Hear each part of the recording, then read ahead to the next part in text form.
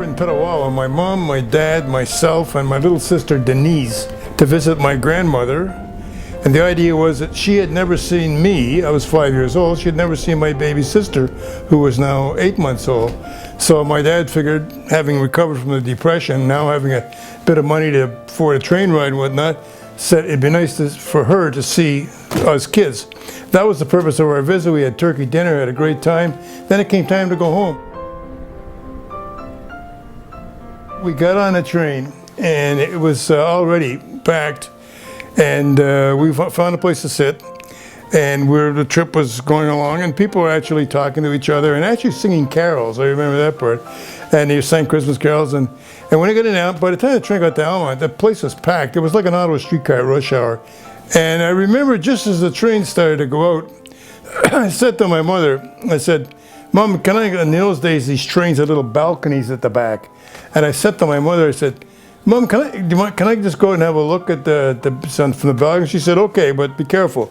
So I opened the door, and it was cold, so I closed the door. And when I came back to my mother, I said, "Mom, there's a big white light coming at us, and it's getting bigger." And before she could answer or ask a question, there was the impact.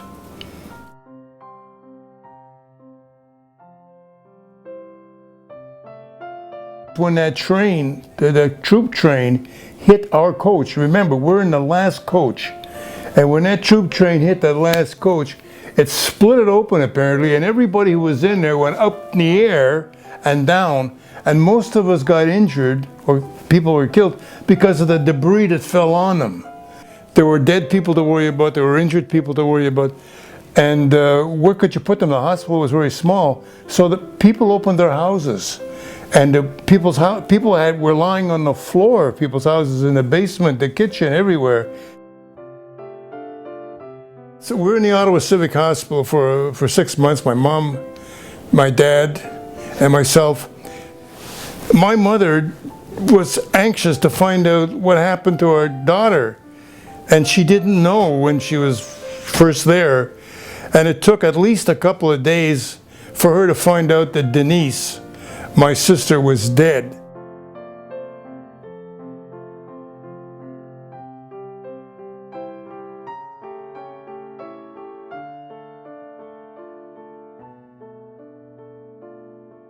And she found out about it not from the CPR, not from anybody from the train company at all.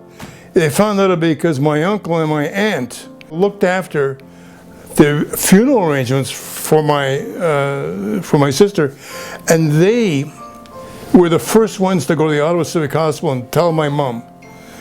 It was about 1 or 2 days later after the accident.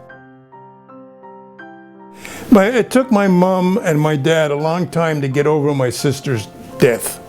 She was such a cute kid. I mean, when you're only 8 months old, and you know, now that's the saddest part. And it took them a while, I would say a good 3 or 4 years before, my mother, every time she'd tell the story about Denyse to her relatives, "Oh, that reminds me so much of Denyse," and she'd break out crying, But that was the only kind of hurt that we sort of carried with us.